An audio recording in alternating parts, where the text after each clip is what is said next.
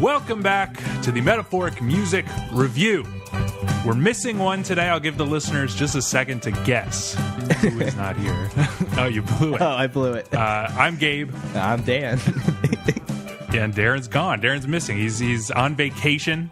Went to Hawaii. I'll never understand people from Florida visiting Hawaii. I was thinking that. It's just like Florida, but you have to take a 6-hour flight. Yeah, you have to fly across the world to visit another Florida. But anyway, oh yeah, the show. We're talking about the music that Pitchfork thinks everyone should be talking about. If you don't know, Pitchfork is an online music magazine. It's basically the loudest voice in music today. Each week, they review a bunch of albums. Most get pretty mediocre scores, but a couple get this coveted BNM or BNR label. Dan, what is that? BNM, Best New Music. BNR, Best New Reissue. Right. So those are the releases that Pitchfork thinks all lovers of music should be talking about, and that's exactly what we're going to do. But we're also going to talk about a few notable pans, some gems that Pitchfork is either underrated or ignored completely, Pitchfork's weekly Sunday Classic review, and now Pitchfork's BNTs, or Best New Tracks. It's important to remember, though, you don't need to know or care about Pitchfork at all to enjoy this podcast. We're going to tell you everything you need to know about the week in music. So, Dan, what are we talking about this week? Yeah, for the week of April 24th through the 30th, we're talking about Gorillaz' Humans, which was a notable pan, and for the Sunday Classic, Fugazi's In on the Kill Taker. Plus, last Wednesday, director Jonathan Demme passed away at the age of 73, among several iconic films, including Silence of the Lambs. Demme directed what's often considered the greatest concert film of all time, Talking Heads' Stop Making Sense from 1984. So to pay tribute to Demme, we're going to look back at that movie and talk a bit about concert films in general. Yes. Thank God we had that, by the way. It was a pretty week. Not a great week, besides Stop Making Sense, which is fantastic. But before we get to all that, this week we got 3 BNTs, Best New Tracks, like I said, which Pitchfork typically uses to highlight promising singles. What we like to do with these is listen to them right now, right at the top of the show, and share some quick reactions in real time, just to decide whether the upcoming albums from which they are taken could be worthy of that coveted BNM. Unfortunately, we're going to have to skip Mac DeMarco's One More Love Song, which got a BNT for the sake of time, but we've already listened to several of his recent BNTs on previous episodes, and we will be talking about his surprisingly panned album on the next episode. I couldn't believe that got panned. 3 BNTs. I know. Couldn't even save him. Rest in peace, goofball. He must be devastated. They pulled the rug out from under. Really? But anyway, that leaves us with 2 BNTs. So, Dan, what's first? Yeah, up first, we've got Phoenix with J-Boy. So let's take a listen. We'll make it last forever. Just because of you. These things I have to go through. Is it so bad? Is it so true? Is it still you? After nearly 10 years with limited success outside of their native France, indie synth rockers Phoenix exploded with their 4th album, Wolfgang Amadeus Phoenix, in 2009, which featured the smash singles 1901 and Listomania. Their 2013 follow-up received a lukewarm response, but they're going to give it another shot with TMO, which drops June 9th. So what were your thoughts on this track we just heard, J-Boy? That was pretty boring, I thought. I don't know. I feel like those singles were a good time back in 2009, but this just feels like a million years ago now. It just is so dated. It felt like I was in 2009 still, you know? Like, it doesn't seem like they've progressed or anything. There's no reason for this song to exist. Yeah, I know. And like, no reason for Pitchfork to BNT it. I mean, they're acting like it's this triumphant return. And, you know, they panned Phoenix's previous album, and I think most people just thought it was like pretty mediocre and was sort of wearing thin even then, this sort of like indie synth pop dancey thing. I cannot for the life of me think of why, like, what's different about this. I mean, how did you feel about those singles? Do you remember those? I mean, you know, I remember them. I've never been a Phoenix fan. I never really liked them, but, you know, that was the time we would go out to the club and stuff, and they would play those. Yeah, it was pretty ubiquitous. You know, and they were fun. They were perfect for that kind of atmosphere and stuff at the time. But, I mean, I don't think that's still going on nowadays. You know, I don't think they're still playing 1901. Maybe on, you know, late 2000s night, but not regularly. Yes, like Do they have those yet? retro music. now. Late Yeah. 2000s. Pretty freaking soon. It's been almost 10 years. God, I wish we had Darren here to like, he would try to defend it in some way. Yeah, he would probably love this. Yeah, I know. It sounded like a little bit, I don't know, weird. Like he sounded like old. Like it wasn't like as youthful and buoyant and joyful as it was. You know what I mean? I thought that a little bit because I just watched it on the Pitchfork thing with that YouTube video or whatever, and it had like the lyrics, so I was like following along a little bit. And I don't know, maybe it's just because he's French, so he like talks a little funny, but like the words like sounded like he had some sort of like problem speaking, like being old as shit. Weird. Yeah, I don't know. It just sounded really, really dull. I'm trying to think of something kind to say to liven this up. You got anything? No, they kind of have always sucked, I think, and they're continuing that. So yeah, I really don't see this getting a BNM. I hope not. No, I hope not. So I take it we're neither excited for this record. No, like I barely remember the song. We've been talking for like 2 minutes, and it was like nothing. I mean, those big singles, which they'll be remembered for those singles forever. Like they're basically 2-hit wonders, and I think that's fine. They're pretty much great pop singles. I take it. And it's just we'll leave it at that. They'll keep trying the same formula over and over again, and I have no desire to listen to like one-hit wonders from 10 years ago. Yeah, me neither. Yeah. Up next, Shabazz Palaces with Shine a Light featuring Thadalac. Let's take a listen. Thought that I'm lost in, weighing out what all this chance taking is costing. Sliding corner by more law enforcement, feeling like I'm riding with the 4 horsemen.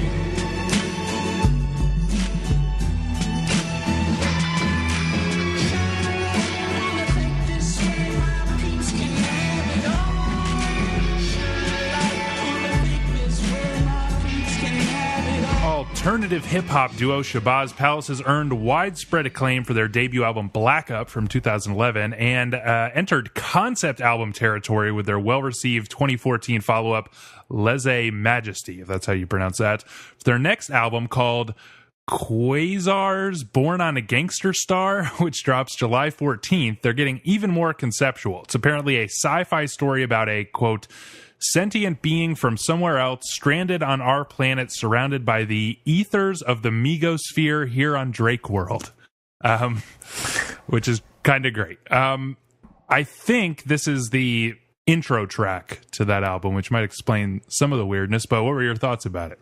I liked it. I liked the like syncopation in the drums, how sometimes it sounded like a little off, that was really rad.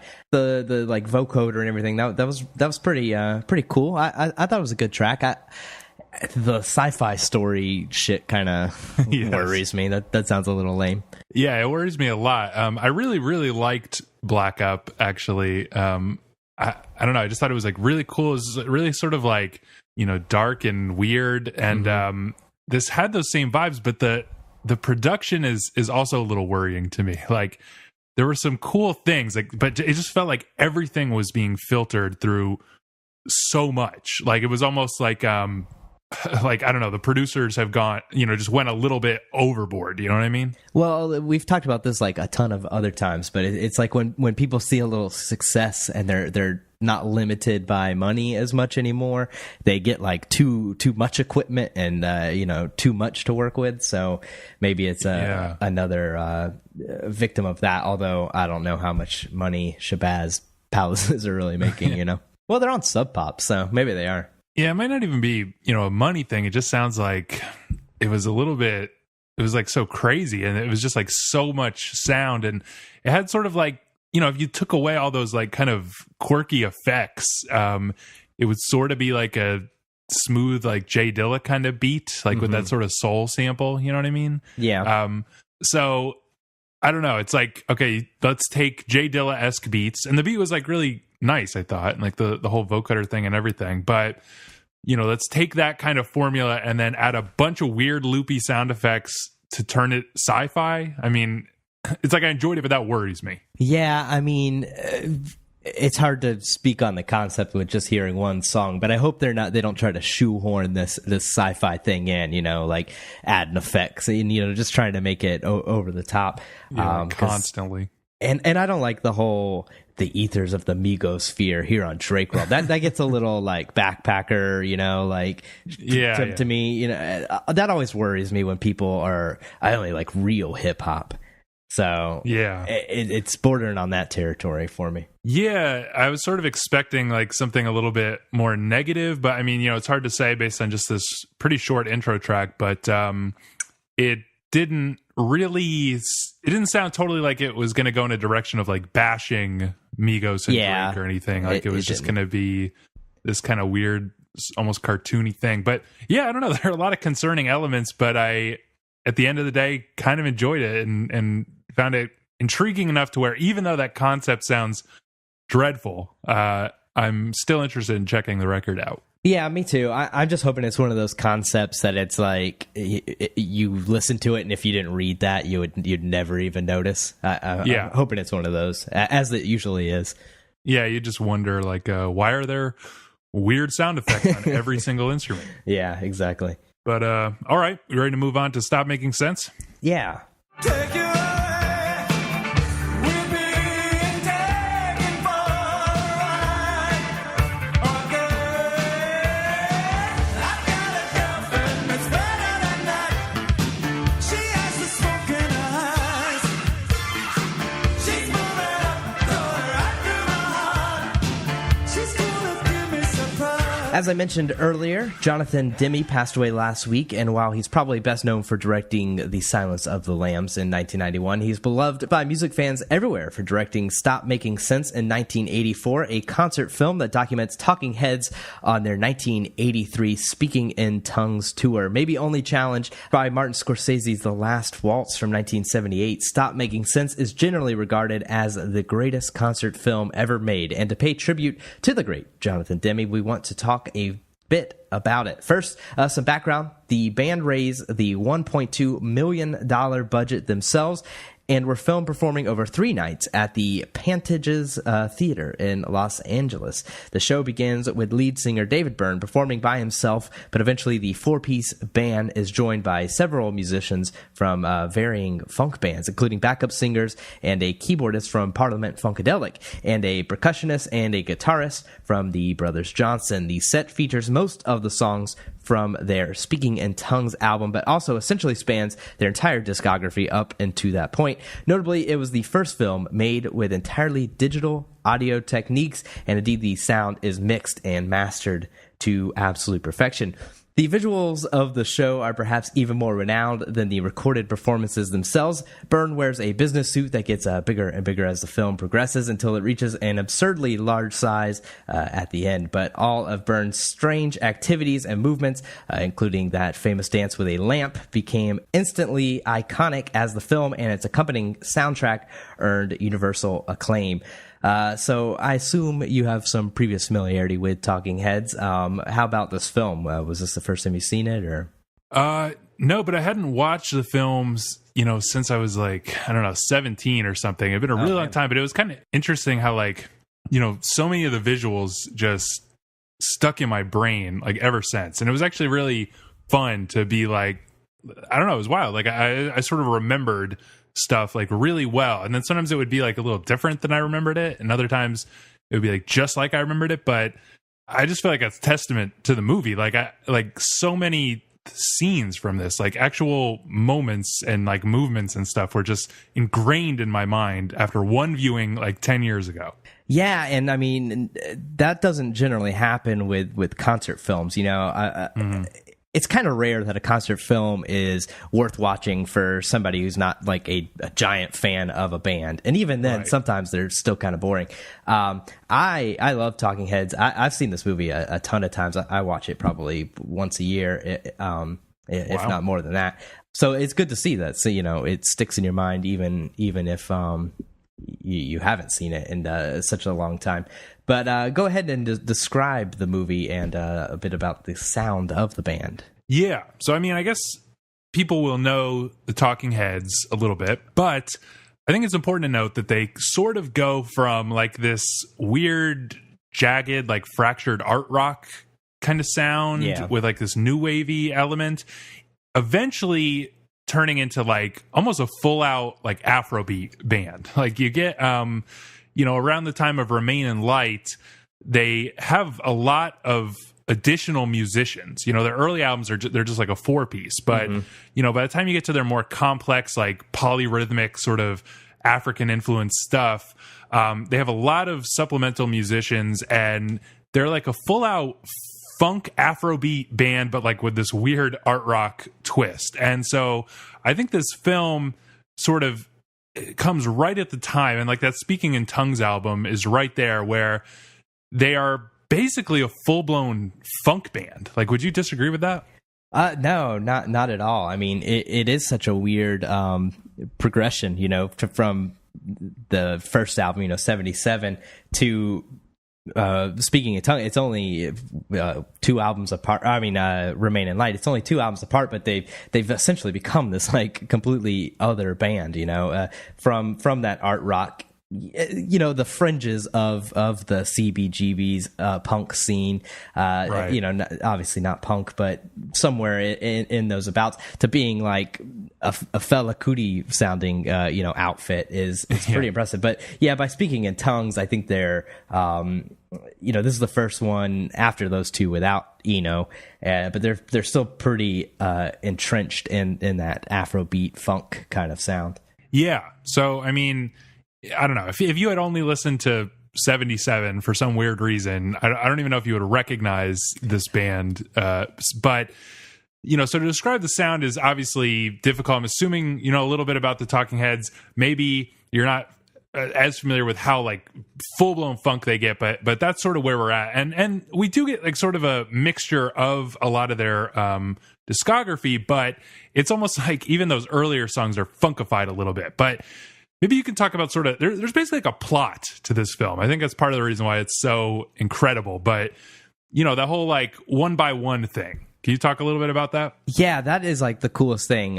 So basically, if you haven't seen it, Byrne comes out first with a boombox. He has a tape he wants to play you, and it's essentially just a drum machine playing while he 808. plays. Yeah, it is actually. Good job. We learned that from a previous episode. Yeah. He plays Psycho Killer by himself, and then that ends, and then Tina Weymouth, the bassist, comes out. They do Heaven. Then the drummer Chris France, he comes out next, right? Then they play Thank You for Sending Me an Angel, and then the other guitarist Jerry Harrison, he comes out, and then then the more and more they come out one by one is essentially it, and the band gets bigger and bigger, much like Byrne's giant suit. Yeah, and it's incredible because like so when he just comes out with the boombox and the acoustic guitar, you can see like the backstage, like you can see ladders and cords and stuff hanging around. You can see like the stage hands walking around a lot too. Yeah. You can see people like that walking around, and in fact, like they bring out, like the drum set and stuff, and it sort of is like a nonstop thing. Like it's not like between songs necessarily. It's usually like it's like as the song's going on. Yeah. And so it's like sort of evolving, and then eventually like this curtain basically closes behind them, and it has like projection screens in front of it. So it sort of goes from like this bare bones like nothing into a full blown concert experience. Sort of song by song. And so it's kind of interesting because in that sense, it's like the movie is sort of not just about a show, but also sort of how a show gets made. I mean, I really like how it's not like they've edited out or tried to hide the stage hands and stuff like that. They don't worry about it, and in fact sometimes even focus on them. Like the one song where the guy's carrying around like the big light and shining it on people, they even like follow him as he walks across the stage. And so it's like not this like perfected thing. You see all like the rough edges of how a concert is put on, or how like a multimedia type of concert like this is put on. But you get to see it like be built in front of you. It's crazy. Yeah, and I think that is one of the big reasons why this is not just a, you know, like a normal concert film that if you're a huge fan of the band, you'll want to see it and nobody else, because it is interesting to see that. Another thing it does is it only shows the audience twice.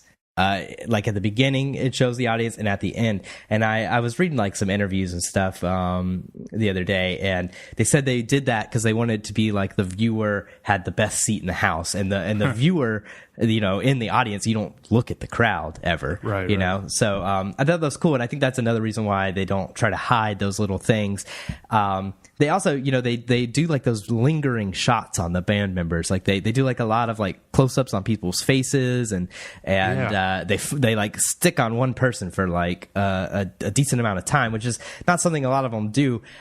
In one of the interviews I read, they said they didn't want it to be like a lot of concert films where, you know, it's just like a close-up on some fingers, like noodling a guitar solo and right. Which that shit gets boring, you know. I think the way that it's cut up and everything, and I assume that's mostly the director's job. It's just like perfect. It makes it more like a film than a concert film. Yeah, and it's just like incredible because, you know, so you'll if you read about this movie, you'll read a lot about like how David Byrne is sort of like, you know, he's like an art piece as a human being, basically, and like as if the Talking Heads are like this kind of art project, and this whole film is like this carefully meticulous like art show and everything. And it's weird because it is that's all true, but then you also get like these rough edges. Like you see the stage hands, you get these like close-up shots that kind of like hang on the band members for like too long, and so you see like sometimes sort of awkward looks, you know, like where, you know, the keyboardist is like looking over at somebody for like their cue. Like you see these sort of rough edges that would be easy to edit out, but it's like you know, Jonathan Demme, he's like purposely sort of left that, like hung on the band members too long, or, you know, like when Byrne like takes off his suit later on in the film, and he tries to hand it back to somebody, like nobody comes for a second, so he's just singing while holding the suit out, and then you see some guy like scamper up and grab it like he had missed his cue a little bit. I don't know. It's crazy because it's like this. It's filmed like this perfect, flawless piece, but then it's like messy. You know? Especially then when you like remember that this isn't just a one concert. It's cut together over 3 shows, which you can tell, because one thing that always bothers me about the movie is the drummer, Chris France. He wears a different shirt at each. He has like a turquoise shirt on one of the shows, and then he doesn't in others. So his shirt color changes a bunch. But yeah, I mean, so it would be like very easy. I'm sure on night 2, you know, somebody took his suit right away. But to use the time they didn't come, it makes it way more interesting. I mean, even something like the shirt, you know, changing colors. You know, it's not like super obvious. On purpose. But yeah, it might have been. I think just leaving those like kind of, you know, when you perfect things too much, and that's a problem with even just live albums a lot of times, is when people go in the studio and do overdubs and they just make it sound like a studio record. Like the interesting thing about live stuff is the like danger that something could go wrong or not perfectly as planned. And I think like this film like leaves that kind of stuff, even though like the music is like incredibly tight, like nothing really goes wrong with the music. It's just like those little things like you mentioned. Yeah, and I don't know, it's so fucking interesting, honestly. Like this is why this movie is a classic, because David Byrne has talked about how, you know, this big suit, which is like the iconic thing, when he finally comes out at the end with like this huge suit that's way too big for his body, and he kind of talks about like he wanted to make his head smaller, so he had to make his body bigger, and his body or his head does kind of look like this awkward thing, like kind of like wiggling around inside this suit. And he was sort of talking about how like music sort of hits you in the body first or something like that, which is interesting because the Talking Heads are basically like the premier art rock band. Like they are, when you look up art rock in the dictionary, like Talking Heads are probably the first listed band. And they are, you know, so sort of intellectual. Like his whole concept of like this, you know, like he's basically like David Byrne is basically like the Scream painting, like personified. He really is. Just like this modern existential dread or something. Like he's just shaking and terrified. Like, this is not my beautiful wife. You know, like, But they also are really interested in making like straight up grooves, especially at this point in their career, like grooves that move your body and you can like dance to. And so there's always like this tension in the Talking Heads between like, you know, body and mind or something. And like the movie, The Suit, plays to that. And then just having like David Byrne as like this crazy maniac, like this autistic James Brown or something. He's like a underrated frontman for sure. Yeah. And he's like, he's insane. And then around him, you see all these musicians that are like, even the rest of the Talking Heads, they're kind of like just having fun, you know? Like it's an art piece for David Byrne, but then the musicians around him are just like grooving. And somehow that still works. Yeah, and I mean, sometimes Byrne even gets in on the action. You know, I think it's Life During Wartime when they're all like they do that like synchronized like run together and everything. Yeah. But yeah, I mean, there's points, you know, when Byrne like he's like hitting himself in the head and stuff, and you know, it'll pop over to Tina or something, and she's always got like a big grin on her face, like just right. Jamming it down, you know.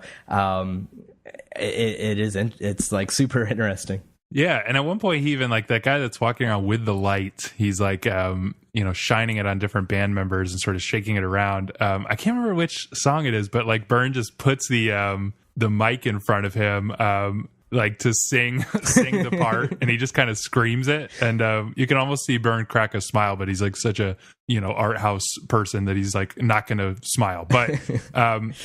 But yeah, it's a weird tension. I mean, like the musicians are just having fun. They're like grooving. It's like almost like you feel like they're not in on the conceptual part of the Talking Heads. They're just like, they love the funk or whatever. And I don't know. It's like works like a wild dynamic. Are there any particular visuals that you really love? I love like when the screen like finally closes, and it kind of happens so gradually that you really like almost don't notice until they project like just like that red background with just like random words.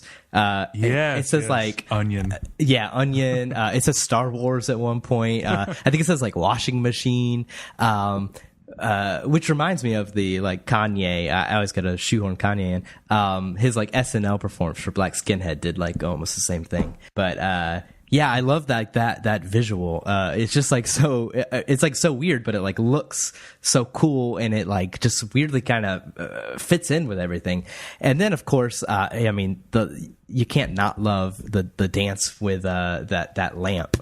It's just dropping it. You know, he's like, it's so weird, but like awesome at the same time. Yeah, I know, it's crazy. Like he just starts throwing a lamp around and like dancing with it, and it's just a few moments, but it's weird because like that sort of like stuck with me, or just like that when everybody's running in place, like that was just sort of like really ingrained in my mind. And his like jittery movements, it's incredible. One thing I wanted to ask you about though is like do you feel like the Tom Tom Club little interlude thing like detracts I was gonna ask the same thing, because I do.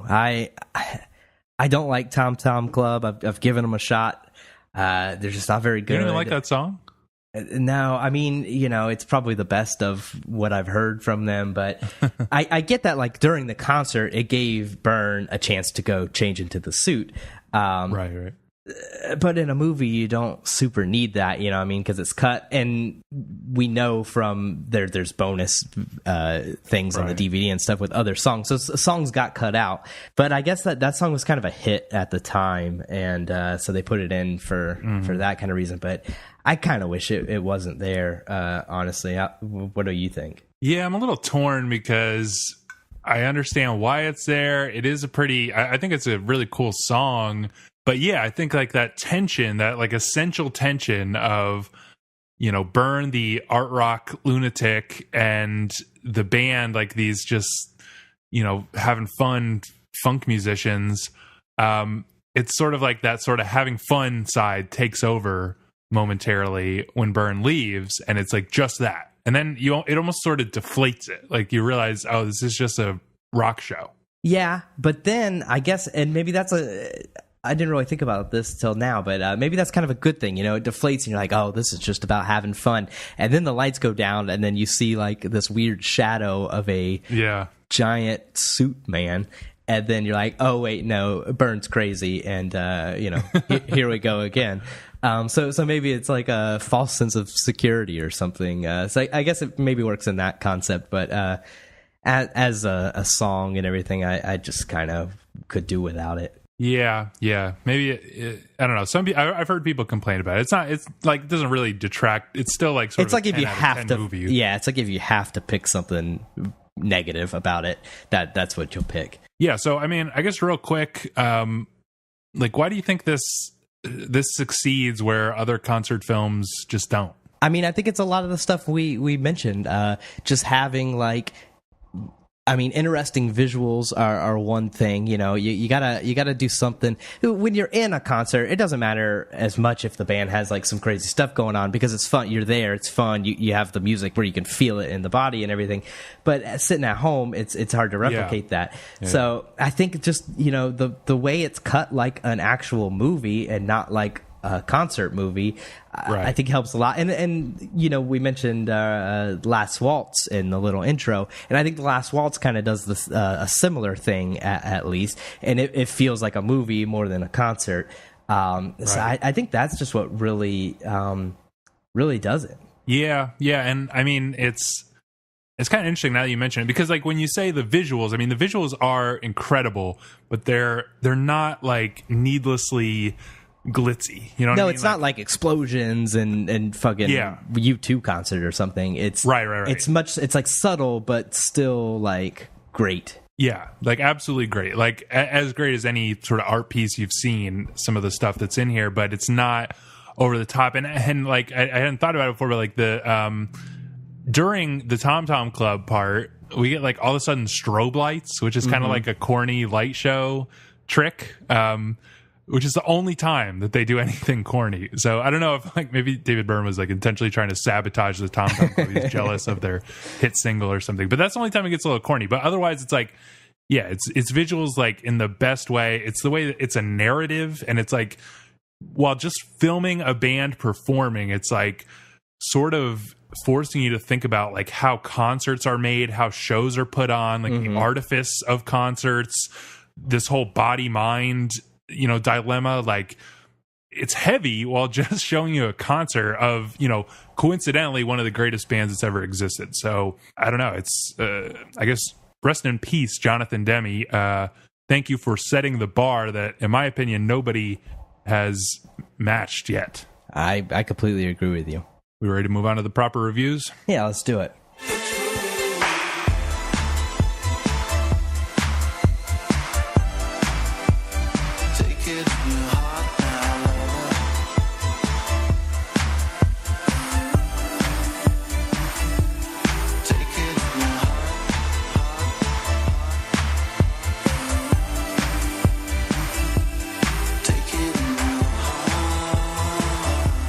Right, you just heard a clip from our first proper review this week, Gorillaz Humans. Just to remind you, though, when Pitchfork reviews things, they review them on a 0 to 10 scale, somewhere around 8.2 or 8.3. They give it a BNM if it's a new release, or a BNR if it's a reissue of an old album anthology, greatest hits, something like that.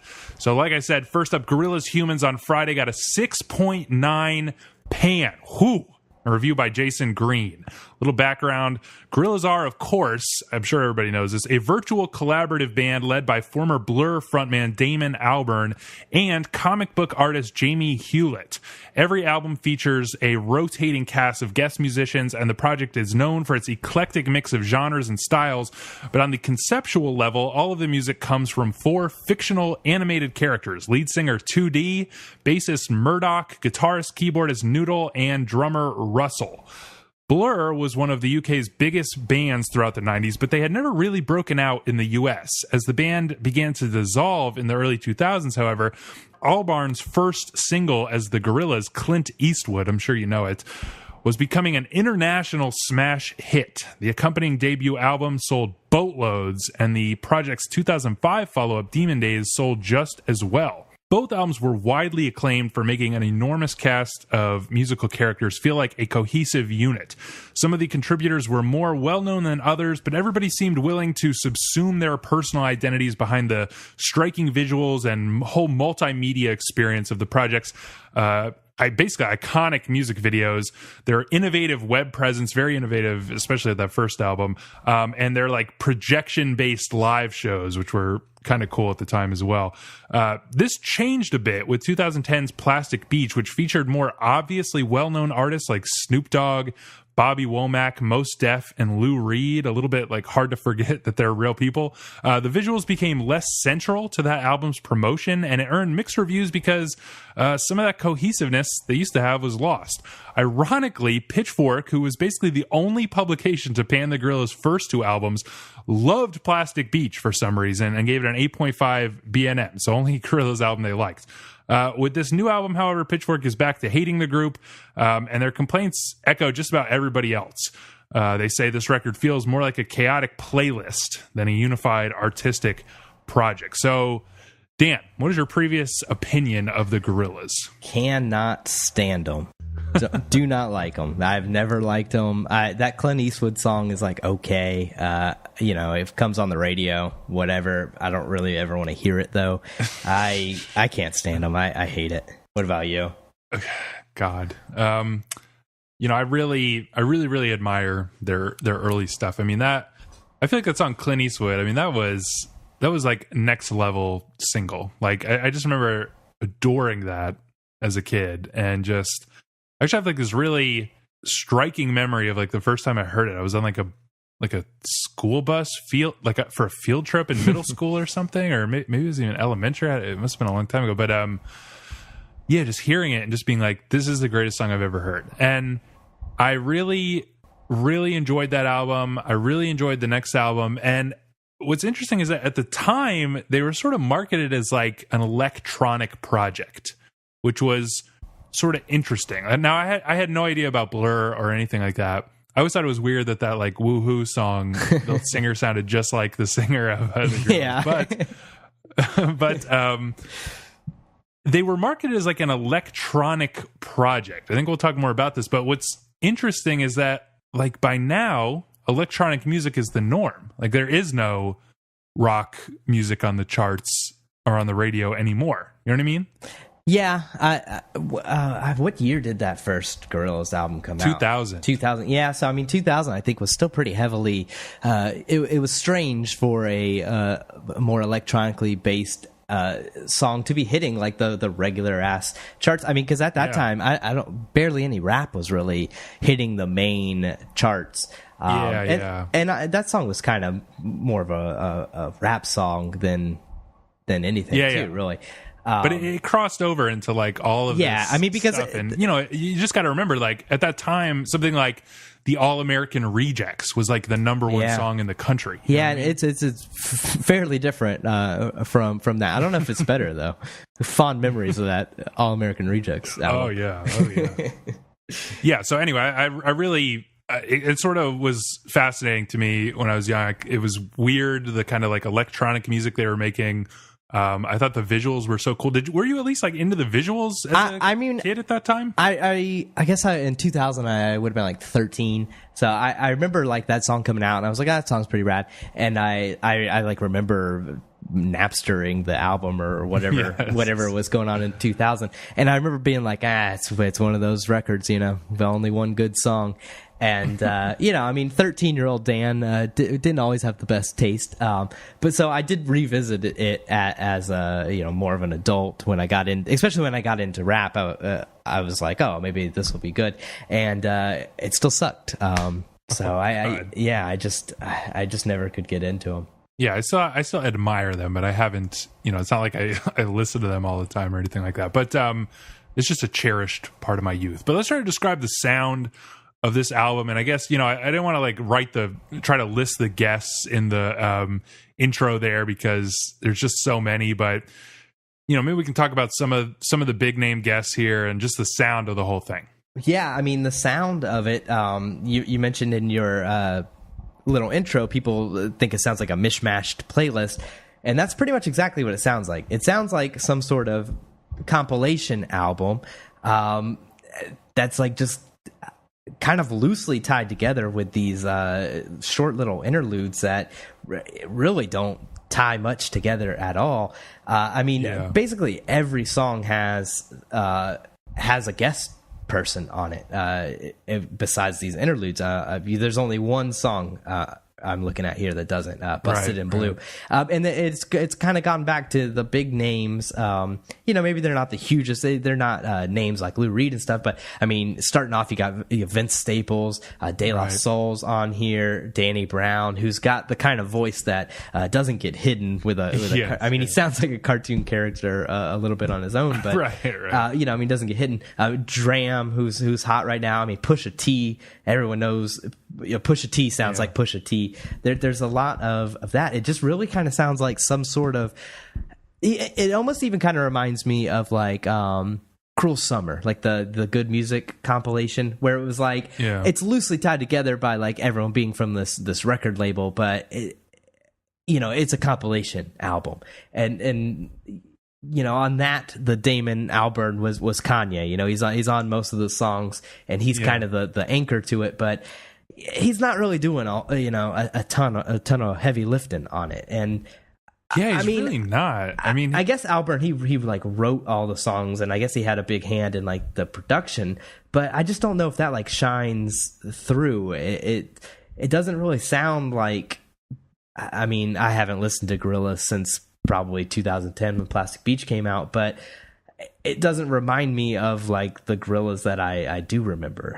What about you, like being more familiar with it? Yeah, it's weird because I was trying to decide, right? So when I first heard Gorillaz, I didn't know Blur, and that voice, like Damon Albarn's like very distinct, sort of like high pitched, like whiny voice was like just, I associated it so completely with 2D or whatever, the lead singer of the Gorillaz, right? The animated guy. So I was wondering, like, is it that they like marketed it so much, or maybe that we lived like in more of a visual culture where MTV was still sort of a big presence and music videos still mattered, and you could sort of reinforce this like visual component? Is it that I now know Blur, and so it doesn't remind me of this animated character anymore? It just sounds like Damon Albarn kind of like sings the hook on a couple songs here. Like, I can't decide why it doesn't feel at all like a Gorillaz album. No, I mean, it doesn't feel at all like these four cartoon characters, which... No. I mean, yeah, maybe it is. See, but I hate Blur too, and so I'm not like... I basically know that Woohoo song and what's that famous album with the dogs running on the cover? I've heard that album. So I mean, Park Life. Yeah, there you go. So Damon Albarn to me is still more 2D than Damon Albarn, but even here it just sounds like a compilation record with like, oh, that guy from Blur is like kind of the anchor to it, doing the hook here and there. It doesn't sound like it's like the concept has just been completely lost, and I kind of thought it was a stupid concept from the get-go, but if you're gonna do it. Yeah, I mean, it was always a little corny, but like it worked so well because I think it did work back then, and maybe it was because MTV was still kind of the thing, but in 2017, I mean, you got YouTube and whatnot. I mean, it would be like, yeah, you could be making videos, and I know they tried to do like some app type things, like they did like a Pokemon Go kind of thing where you had to find like tracks from that, which that's dumb. Like, I think like they could make some little cartoon videos, put them on YouTube, and fans would get into that. I think that would like maybe tie it together a little bit, but I mean, even just put a little more effort into these interludes. I mean, some of them are like 4 seconds long. I mean, they're like 11 seconds. They're all under 30 seconds, which can be okay. I kind of hate interlude things, but sometimes you need them. Yeah, to, like, sometimes make an album feel cohesive, especially with something like this. I mean, especially in this case. Yeah. What was the point of something like the Nonconformist Oath? That was like that's just it's just a Steve Martin bit. Like, I don't want to hear a Steve Martin bit in like the middle of this album, and and then like that elevator going up. That's the one that's 4 seconds. It literally is just someone saying elevator going up. Like, that doesn't need to be its own track. Stick it on the. Just get rid of it. But if you're gonna, kind of lazy. Yeah, stick it on the end of the track before it. I mean, you're just trying to pad here. It's making Right. me angry. Yeah. I mean, I think it's just like this kind of chaotic mess. Part of it is like, I don't know, like when in 2000, when Clint Eastwood came out, I didn't know who the fuck Del the Funky Homo Sapien was. Yeah, and neither still did I. probably nobody does. But I mean, he is like a rapper, but he raps the verses on Clint Eastwood, which also had a great hook, but you didn't associate this new voice, this new rapper, with anything but the like sort of crazy cartoon that's in the video. And if you're gonna throw people like Vince Staples and Danny Brown on here, and like Grace Jones and Dram, who like his Dram has been like blowing up the charts like all year last year. It's like, why are you picking people like that? Because I can't forget their real face, and I can't think it's a cartoon. And you haven't even put out any videos or anything to like get me to feel this visual concept. It's like it is just a compilation. Yeah, exactly. I mean, it's kind of like, sometimes when you see a movie and like the main actor is just like too famous, and all you can see is Robert De Niro. You don't see whatever character. Right. I think like they've fallen to that. All I hear is Vince Staples. All I hear is Danny Brown. All I hear is Dram. All I hear is De La Soul. Whereas like the earlier stuff, I mean, sure, when I heard Clint Eastwood, I didn't know Del the Funky Homo Sapien, but and now I do, but still, he's not somebody that like 90% of people know. I mean, I feel like everyone that's listening to this album knows who Danny Brown is, knows who Pusha T is, knows who Vince Staples is. It's like, at least put a little effort into getting like some underground thing, and if anything, like. With Clint Eastwood, maybe someone will like that song and then say, who was that guy rapping, and look it up, and now has discovered Del the Funky Homo Sapien. Like, I think that's cooler to me. I think that like maybe Damon Albarn is just like less in touch with what's going on. It's like easy to be like, all right, who are the most interesting rappers right now, and just even look at like a Pitchfork end of the year list and be like, all right, let me call up Vince Staples and Danny Brown. But yeah, it would be cooler if it was sort of like a less well-known cast, if the visuals mattered more, if the interludes were more like there was some sort of structure. However, I thought a little bit about like, what if they, and I think this would actually be really cool, it would really fit the concept, if they just marketed this like a mixtape, would you be like more willing to accept its sort of haphazard sequence? I mean, I would still have the same like feelings as a listening experience with it. Like, it still would suck, but I would forgive the like concept, the laziness in the concept, if you just made it like that, or make it like Gorillaz featuring Vince Staples, featuring Danny Brown. Like, don't try to act like they are part of these cartoon things. And I think that would make more sense in a mixtape sense of things. But I don't know. I mean, that's just still more laziness. And speaking of laziness in it, the cover of this, it's just kind of like almost the same thing as Demon Days. It's like the same kind of concept, which is in itself a ripoff of Let It Be. But the art on it is so bad. It's like so bad. No, why the fuck? It's like, I get it's supposed to be kind of like photorealistic, but like of these cartoon characters, fits with the human's name, but it's just like so poorly done. Like, did he spend? Really, he spent all the money on the features. Couldn't afford a good artist anymore. Yeah, well, apparently like Damon and Jamie had like a little falling out around the time of Plastic Beach, because Jamie felt like the visuals were becoming less, involved in the project. And I think that's kind of what's happened here. At the same time, I don't want to fully give the impression that I like just despised it, because I don't think it like feels cohesive at all or works together as a project at all. And I can't stop thinking about like the actual artists, but there were like a number of songs, like more than I expected, that I sort of enjoyed. Like the Andromeda song featuring Dram, I think is like a great song. I think the song with Vince Staples is like fucking ballin', actually. I really, for some reason, like the song Hallelujah Money. It's kind of like a weird, it's like not really the outro, but it's almost the outro. I don't know. There were a couple songs that I genuinely very much enjoyed. Like, none is reaching Clint Eastwood or Feel Good Inc. levels, but I I had more fun listening to this than I ought to have. Well, I mean, I'm glad you had that experience. But I did not. But real quick, what's the name of the song featuring Dram? I just want to make fun of you. Andromeda. There you go. I just wanted to make fun of you for a second. But yeah, what is that? A planet? You're like a space nerd. Yeah, it's a galaxy. Yeah, I mean, there were some songs that I didn't hate. I mean, I love Danny Brown, so I kind of like the Danny Brown track a little bit. That was a cool song. But I mean, listening to the album, when I first started out, I was kind of excited because I like Vince Staples. I thought he was kind of awful on this. It was like really bad. Really? Yeah, it was just like, and maybe it wasn't his fault. Just like, I thought it was like how they like just chopped up that one sentence over and over for the kind of chorus. That just turned me off. I really didn't like that. I thought that was a cool song. I really thought you would like that.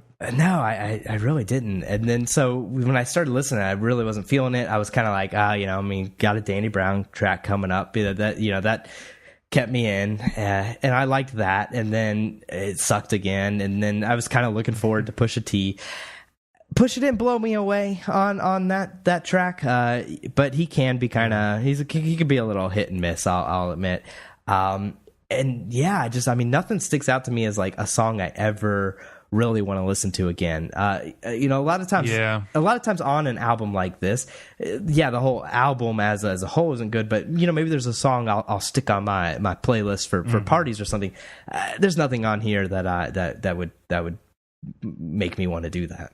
Yeah, I sort of like had fun listening to it this week, but you're right. I can't imagine coming back to it. And one thing I wanted to mention before we wrap up here is, I don't know, I feel like all the publications are making too big of a deal about this, but I guess basically this was recorded like quite a while ago when like Trump had just sort of announced his candidacy for president, and Damon told all of the collaborators that the concept, is sort of to imagine what if this guy won, and that was sort of like a crazy idea at the time. Now it's real, but it's got this like slight, I don't know, malaise or like dread about it. And everybody's talking about like, oh, that was the concept. And I don't know, did the concept, I mean, we talked about like musically it doesn't feel thematic at all. Does it feel like it's sort of conceptually thematic in that way to you? I mean, I did notice that, and I don't think I would notice that unless I read that interview or whatever. That's one of those kind of retrofitting an idea on a record.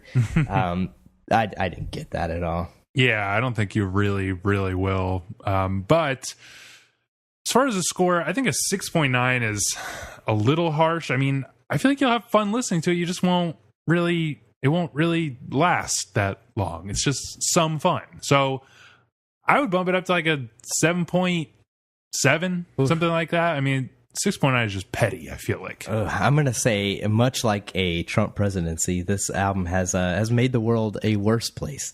The 6.9, I think, is being generous. I'd give it a 4. Oh I'd give it a 4. It's and about 4 of those points are thanks to Danny. So are you going to include this on your list? I was kind of thinking that because it didn't get BNM, but it is an album from 2017. Yeah, it is. Yeah. So I'm going to put it on there. Yeah, it's got to balance out that Kendrick Lamar 9.2 I gave. So yeah, I don't want the world to end up too good. Yeah, right. All right, well, before we move on to the next album, we just want to remind you to hit that subscribe button and help us out a lot by leaving us a nice review in the iTunes store or telling a friend about the podcast. And, of course, thanks to everyone who has done that already. Also, email, tweet, Facebook message us, follow along Pitchfork's reviews, tell us your thoughts on the records, ask us anything you want at all. You can do that, metaphoricmusic@gmail.com, or on all the social media stuff, it's at metaphoricmusic. So let's go ahead and hear a bit of that Sunday review.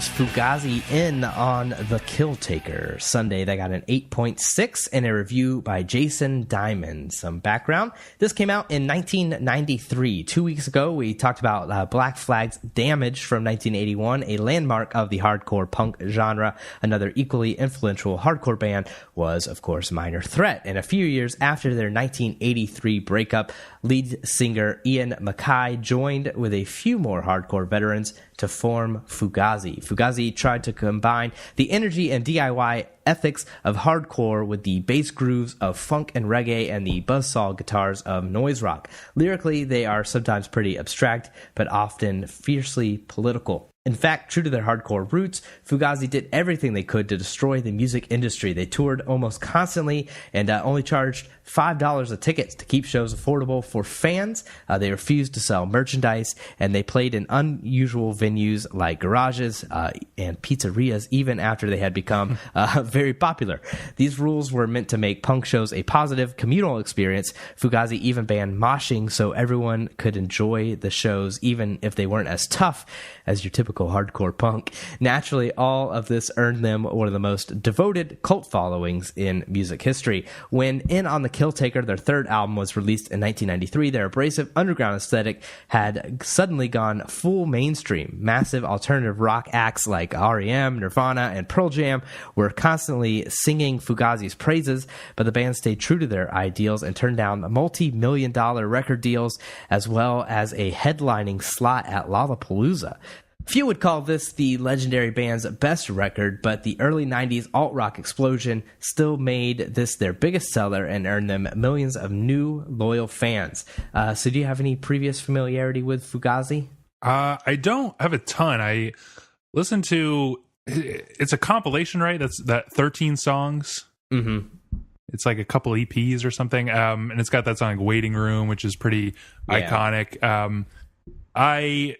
sort of enjoy it, but I've just never really been a fan. Well, I've never really been a fan of hardcore, and I've never really been a fan of like that sort of anthemic, like sing-along punk kind of thing. And they're sort of very much that. So that's sort of my limited experience. What about you? We talked about it a little bit during that Black Flag review, but young Dan was very into punk and especially the hardcore scene. I loved Minor Threat. I think I even mentioned during Black Flag interview that I still enjoy Minor Threat, at least to some degree. Fugazi, I've always liked. I never liked him as much as Minor Threat, but I remember being a young kid. My parents took me to the record store as they would all the time, and I would just buy like cheap used CDs out of the CD bin for like $1 or so, just random shit to see if I could find anything. And 13 songs was one that I got. Ooh. And I don't know why I remember this, because I didn't even particularly like love the album at the time, but I remember like buying it at the counter, and the like, record store employee telling me that he didn't realize that was in there, or he would have bought it himself. So I felt like real cool. I was probably like 12 or 13. That's my little Fugazi story, I guess. But describe the sound of this record. Yeah, so it's I don't know. It reminded me of like playing Tony Hawk's Pro Skater all week. It's kind of like very like punk rock, but the 90s version of punk rock. There's like an underground, like alternative rock sound to it, like very I don't know, like shellac or something. In fact, I think they recorded like a first draft of this album with Steve Albini. They didn't like how the sessions ended up sounding, but it's got that kind of like that just sort of solid underground, like late 80s slightly noise rock sound. Sometimes it has like a math rocky quality to it, where it's like, I don't know, it'll sort of be this like mellow thing, and it'll build up, and then it'll sort of like smash in abruptly. I think like Returning the Screw, I don't know, it sounds like Slint, but like a poor man's Slint, almost like comically so. What would you add to that? Yeah, that's good. That's funny, because I listened to Spiderland last night, actually, and it is kind of the poor man's Slint. I think I saw you tweeted reminder to follow us on Twitter there. It feels like listening to or playing Tony Hawk Pro Skater, and I thought that was very accurate. Yeah. It does. I mean, it sounds like early '90s punk. It's gone past that where they're not that great at playing instruments, like kind of early punk kind of had that feel of sloppiness. It's like the Fugazi is all like good. They're all good musicians, playing like punk songs. And I think that's where sometimes you get that kind of math rocky feel, is because, they could do that. They had the like ability, the talent, the ability to make more complicated type thing. And I think hardcore, like in general, did that. Dead Kennedys is fairly complicated on the drums sometimes and stuff. Yeah, but yeah, I think you described it pretty well. I kind of got off on a tangent and lost my train of thought a little bit. Yeah, and I mean, do you hear like a lot of the, when they talk about like reggae and funk, I mean, do you kind of hear that coming through? I feel like I just barely do. Yeah, it's always just kind of barely. It's like, it's kind of how, like post-punk is influenced by those same things, but I feel like you can feel it more there. And it's kind of like hardcore it's almost like they're getting it through the filter of post-punk or something. It's like a little diluted or whatnot. It's like you could tell it's there, but you maybe wouldn't think of it on your own. But then when someone mentions it, you're like, right. oh yeah, I caught a glimpse of that here and there. But it's not over the top or real in your face. Right. Or if you like listen to the Minutemen, you could then come back to this and kind of be like, oh yeah, I do sort of hear it. It's like, that's always sort of been like under the surface of sort of that like 80s punk world. And so you do get a little bit of it. I mean, it's a fairly interesting sound, but my theory is just that like Fugazi is more like much more important as an idea than as an actual band. You know what I mean? I agree. I mean, they're like indispensable idea wise. I mean, what they have done for like the DIY world of music is just, massive. And it's funny because we talked a little bit about like Black Flag and that was that last episode or the one before? The one before. Oh yeah, one before. We talked about that a little bit, and Black Flag had some impact on it, but I mean, nobody has had the impact on it that Fugazi has. And I mean, honestly, I think if it wasn't for them, it might not exist, or it would definitely exist in a much smaller way than it does. Yeah, it's really cool and really exciting because this band that basically, could have sold out like at any moment. Sometimes when people talk about like they won't sell out, like they actually have no opportunity to sell out, and so yeah, exactly. You shouldn't like trust them that much. But Fugazi had many opportunities and just refused to, and they sort of like did this DIY thing where they charged a very affordable, like I almost wonder if like $5 is the standard local show fee, and I wonder if like Fugazi basically set that, you know what I mean? I think they did, because it is 100% like the golden, standard fee. Yeah if it doesn't say the number on the poster, you can assume if it's not free, it's $5. Yes. Yeah. And like, so they kind of like set this, they determined that's how much they had to charge to remain profitable, but still make it available. They didn't have to play like pizzerias and stuff, but they sort of took it upon themselves to like show, they toured all over the country, even in these little shithole towns they would come to. And they would show this whole town, look, you could start a local music scene right here. This pizzeria works. We'll show you how you can put a show on here, or this person's garage or whatever. We'll show you how you charge $5. Now you have a dude at the door with like one of those tin, cans that he's like sort of collecting the money and giving change back. And I just imagine how many local scenes only exist because of Fugazi, and I think that's great. Yeah, another thing they would do is on some of their records and stuff, there would be a sticker that says like "Do not pay more than whatever." I think it was probably still $5. It would say that on it, like "Do not pay more than whatever," to fuck over stores that would try to charge more to make a bigger profit off the albums and stuff. Which is commendable because they could have let them charge whatever and made a bunch more money. And they could have toured. I'm sure they could have opened for REM or something and and been millionaires or close to it. But, I often think the like whole concept of selling out and stuff is stupid, but it's like Fugazi was like there's kind of the martyr. They're like the band we needed so that there could be like these small scenes. They were the one band that needed to not sell out. Everyone else can sell out. Right. I would sell out in a heartbeat. Someone wants to give me money, I'll play you whatever you want to hear. But we Fugazi is like the Jesus of the underground music scene. Could you imagine if Fugazi like sold out? It would be like Buddy Holly dying times 100. Like it would be like this tragedy in music history forever. Yeah, it's like I struggle to even like think of like what the effects would be. So if somebody's listening wants to write like an alternative history like book on if Fugazi fan fiction, send me that. I'll read that in a heartbeat. I can't really imagine what it would be like. I mean, because sure, there's other bands that were important, but if Black Flag sold out, and arguably maybe Henry Rollins did at some point, being on those VH1 shows like Darren mentioned, it wouldn't have been the end of the world. But I think it would have been the end of the world if Fugazi did.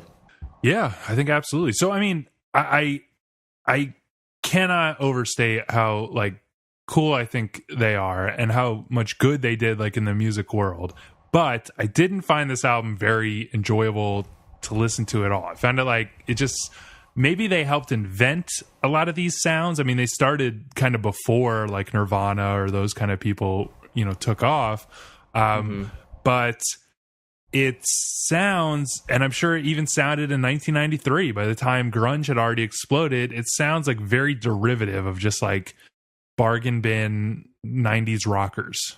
Yeah, and it might be like kind of like you said, sometimes like when something becomes cliche and then you see the thing that made it the cliche, it's hard to be like, oh well, it's not cliche because they made it.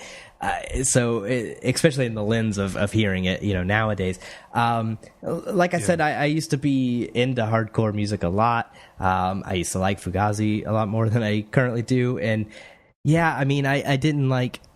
I have such enormous respect for him, but kind of like I said with Black Flag, it had a time and place in my life, and I'm just kind of past it, and it just doesn't age well with certain kinds of maturity. I don't want to. I'm not trying to sound like high and mighty or anything. Just like I don't think the same things I thought when I was 13, 14, and love these bands and.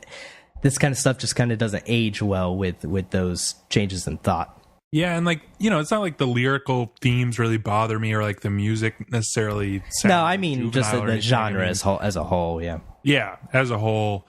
And it just sort of, I don't know, they're kind of like a lot like, they're a lot like Fish, actually, because they have this like devoted following and it's all about the live shows, really.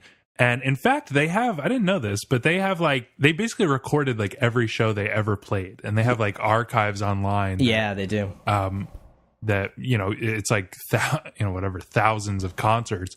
And I think it's sort of like Fish in the sense that their albums like kind of don't matter, like fans, I think, are all about that live experience, that communal feeling that, maybe they even like to listen to great archived shows and stuff. There's a whole market for that people like to trade, for free online and stuff. But, you just get a sense that it's kind of like their albums are just them, sort of laying down tracks that are now going to make up their upcoming tour. It's like, this isn't the whole picture and it's not that fun to listen to on its own. Yeah, it's like kind of backwards, you know.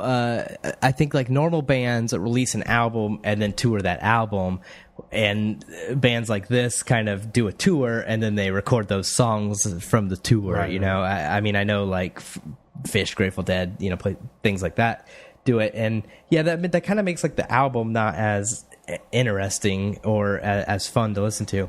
I never got into Fugazi enough to be trading tapes or finding shows online, but I'm sure that's a better, more fun world to be in than the studio version. Yeah, I think so too. So, you know, it got an 8.6, which is somewhat low. I wish Pitchfork would either do like the really high reviews or like really pan the shit out of supposed classics or something. I hate these like sort of mid-8 Sunday classics. But I mean, 8.6 is still a little high. It's like I think it's Pitchfork kind of acknowledging like this is an important band. It's a fine album by a very important band. But, you know, to me, that's not worth an 8.6. To me, that's worth something like an 8.0 or something. I mean, it's really not dreadful at all to listen to. I personally kind of can't stand that kind of like chanty anthemic thing. I mean, like, what's sort of interesting about the band is that like Ian MacKaye is into that. Like, he writes these things that the whole audience will like scream along to, and it's sort of interesting because it's just him yelling it, like in his sort of pretty distinctive voice. And that's when I say when you feel like you're getting not the whole picture, is that you can just imagine like 500 kids in a pizza shop like screaming those lines at the top of their lungs. And then the other guy who's like from Rites of Spring or whatever, the other singer, he writes these more like abstract things. They complement each other pretty nicely, but the whole like anthemic sing-along thing just feels a little, I don't know, it always bugs me about like hardcore especially.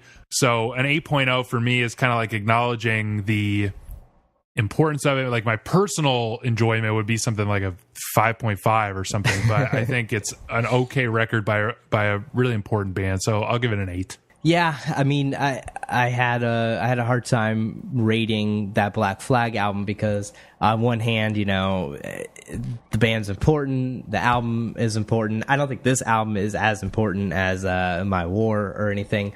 And in that respect, yeah, I mean, I still think an 8.6 on this album is too high. You know, I mean, something like Repeater or maybe even 13 Songs, I deserves, more historical bonus points. And on the Kill Taker, I don't think that's not on everyone's lips or anything. So I personal enjoyment's probably somewhere in the 6 range nowadays. I immensely respect Fugazi, as I said. But yeah, this isn't something I really want to listen to at age 29. Yeah. All right. Well, I guess we can't really play a game with just two of us, huh? No, we can't. And before Darren bothered to tell us he was going on vacation, I wrote a real fun game that 100% tied into this episode. So now it's pointless. So I think for that, we should just both get a point in the year-end thing. I like that idea. Yeah. Well, so I guess that's it for today. But next week, we'll review that Mac DeMarco just absolute pan. We'll have whatever the Sunday Classic is. We'll come up with some more stuff with you. Maybe I'll just play that game out of laziness. Anyways, but also tune in, see if Darren stops vacationing to get back to his duties. I just want to real quick for the record. Have I not gone on like 1 million field trips this year? You have. Have I always been back? Maybe there's been a time or two we've done it a day late, but have I not at least been back to do it? Yeah, always. I've never missed an episode. This is Darren's like 4th episode he's missing. I know. I'm just saying. So we'll see if he's back. I don't know when he comes back, honestly. So we'll find out when you do. I don't know if he knows. He might not. He might live there now. So go ahead and subscribe. Find out. You can do that on iTunes. Just search Metaphoric Music. Or if you want, you can just listen in the browser, metaphoricmusic.com. Email us, metaphoricmusic@gmail.com. Stay connected. Twitter, Facebook, YouTube, Instagram, all of that junk. We're on there at Metaphoric Music. And we'll see you next week. See ya.